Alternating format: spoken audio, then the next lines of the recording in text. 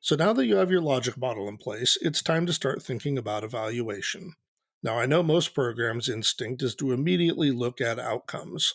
Is our program making a difference?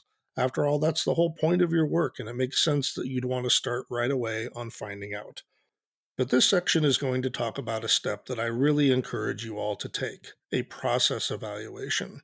A process evaluation simply means that you have evaluated your services to see if you are indeed running the program that you say you are.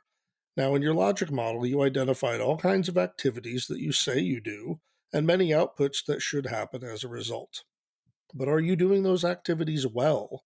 Are you doing them as often as you should, or at the level of quality that you or your participants expect?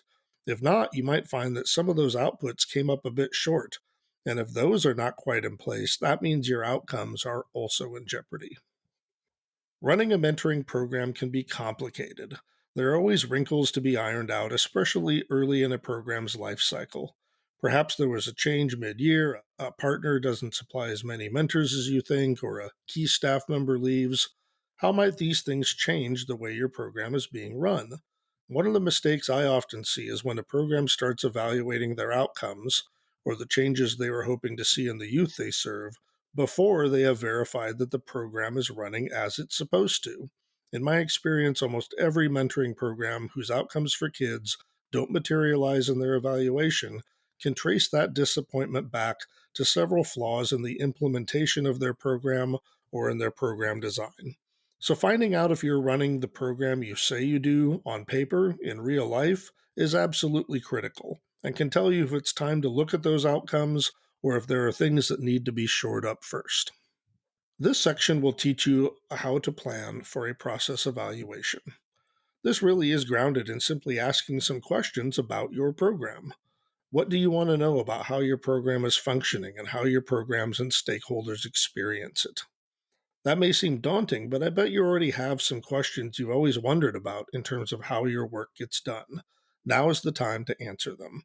In this chapter, we'll provide some tips for writing process evaluation questions. We'll also explore some different sources of data that you can collect for your process evaluation.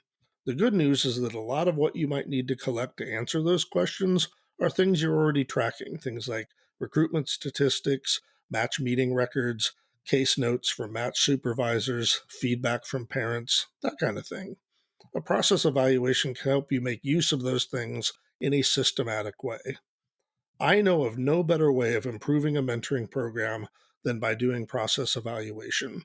And once you've done it once, you can set up systems to track all that stuff on an ongoing basis and compare your future results against past performance.